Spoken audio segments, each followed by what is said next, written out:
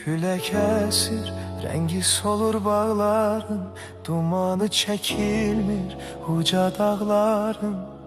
Sənsiz öz dünyamda qalmışam gərib, sayını itirdim keçən çağların.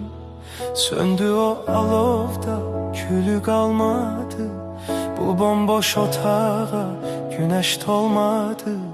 Nə qədər gözlədim gələn yolları, taleyim qapımı bir də çalmadı.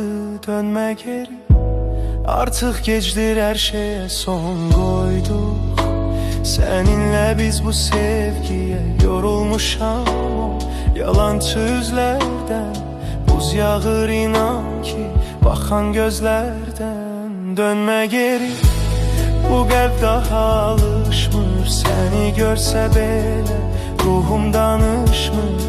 Hər kəs öz yolunda, öz taleyində, İnan ulduzumuz belə barışmır.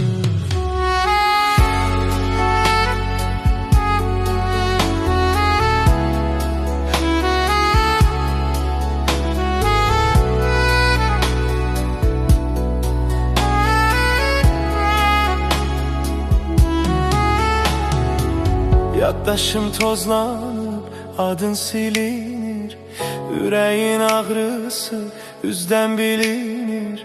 Sən ömrə yazılan acı xətasan, indi bu kədərim tənha bölünür. İnanmıram daha şirin dillərə, bənzədin sən də o solan güllərə. Gedişinlə qalan o dərin izlər, qarışdı vaxtsız o yağan sellərə. Dönmə geri, artıq gecdir, hər şeyə son qoyduq.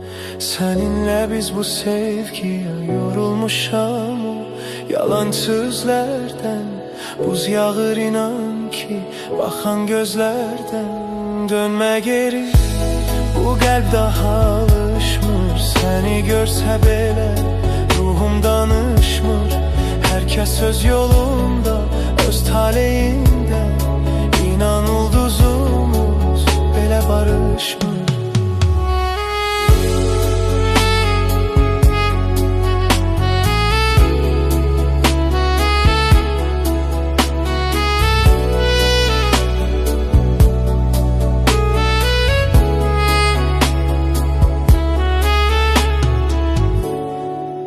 Artıq ulduzumuz belə barışmır.